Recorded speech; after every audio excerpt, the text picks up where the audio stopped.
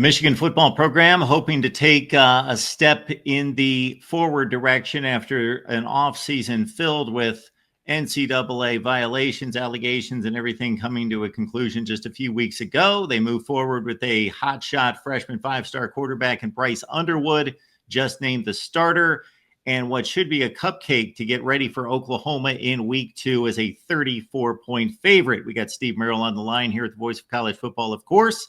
Catch Steve's complete work at wagertalk.com. And here's one of these tricky situations, Steve, where we've got a big home favorite, but starting a freshman quarterback against an inferior foe. But as I like to say, in these type of point spreads, when they reach past 3 to 4 touchdowns, you don't know who's going to be on the field in the fourth quarter, what the coaches, what type of mindset they're going to have. Are they going to go for the jugular, or do they want to get to the bus?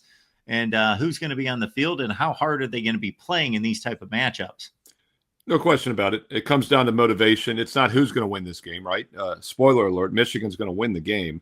It's if they're going to win by 5 touchdowns or more. That's what matters to the majority of the people watching this game and have an interest in it on this Saturday.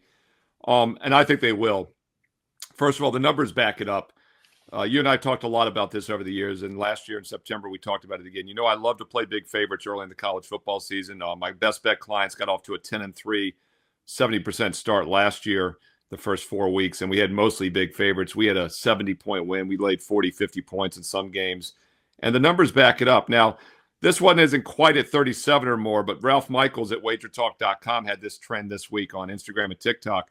Going back to 2013, at 37 or more, those teams are 21-0 straight up, 19-2 against the spread, which is insane. This is 34.5. Thing is, though, I think the line should be more than 37. In fact, I run 10,000 game simulation every week. I make this a 42-point line. I got Michigan winning by 42 on average. So this is one of those blowout situations. And then, as you said, do they have the motivation to do so? I think they do. After a dominating season, you know, they go just 8-5 last year. I think this is a team that's not going to miss the opportunity to smack somebody at home. Yes, you talk about the look ahead. Maybe they go vanilla, but even if they do, their backups are still as good, if not maybe better, than the New Mexico starters. And then on top of that, I don't think New Mexico can even help but get blown out, because what you look for when you're playing a big dog is what we call backdoor cover potential. And the Lobos just don't have it in this game. In fact, you couldn't script a worse situation for a team on the road trying to play from behind. They return only 7 returning starters from last year total. Only 3 in offense. They only have about 30% of their offensive production returning. And they have a brand new coaching staff as well, and a quarterback coming in, Jake Lane, I believe, from Idaho. So this is a situation in which they don't have come-from-behind potential, and I think Michigan will keep their foot on the gas. And even if they don't, they can't help but win this game by margin. If you're going to play it, you better lay the 34.5 with Michigan Wolverines.